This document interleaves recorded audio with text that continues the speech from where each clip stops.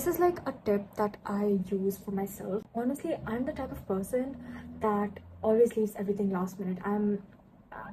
It's a very, very bad habit. I'm trying to get rid of it, I know.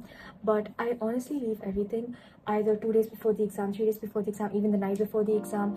And so, like, mostly like subjects like history, like, you know, political science, bio, these are all the memorizing subjects. So this is how I deal with it. And yeah, I'm going to tell you this too.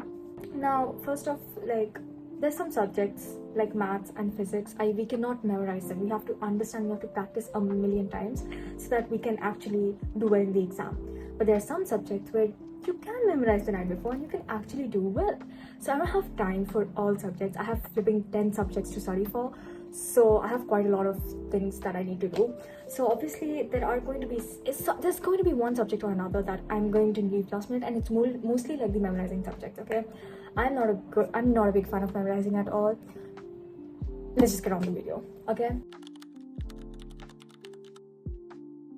I use a trick in which I become a teacher and I have an audience, or like basically I make this situation which I would love to be in. Like, for example, I watched this like C-drama lately. It was When I Fly Towards You, and in that there's the female lead is basically she's really good in English. She's a student, she's really good at English, and she gets so good at the point where she goes to another class to teach another students.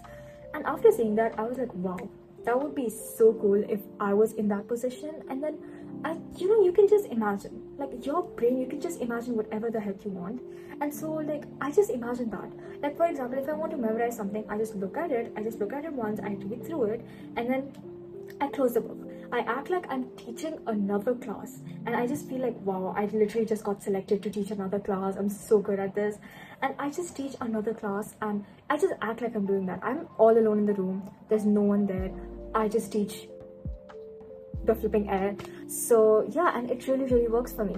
Like, I'll just be like, let's just say, for example, how the epithelial tissue is. Okay, so it's protective in nature. So I'll just like look at it. Okay, so it's protective in nature, it's the outer covering, and it's of 4 types. So I'll just take that all, and then like obviously I have a lot to learn. So like, you won't take that much. You have to grasp a lot of information at once, and then you have to try your best to say to the students. And if you can't, you're gonna go look at the textbook again. If you can't, then you do it. It's basically like this other method that I've seen. I'm not sure what the name is, but basically you read through the text and then you close it and then you write it all down. And I tried that for like other subjects, and it works really well.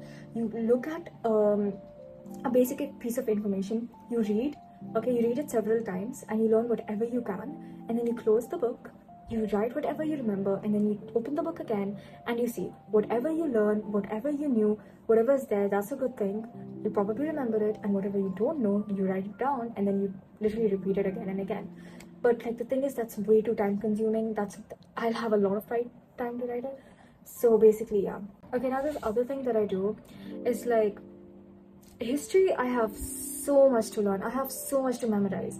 So basically, what is like this thing that I do, I just take the book, I read it, and like, if you have a lot of time till your exams, I would recommend this. But if you don't, just go to the end of the video is over. That's the thing that I do whenever my exams are near, whenever I'm cramming. But if you have a lot of time, I definitely recommend this. Like, just take your book and just read it. Like, just read it.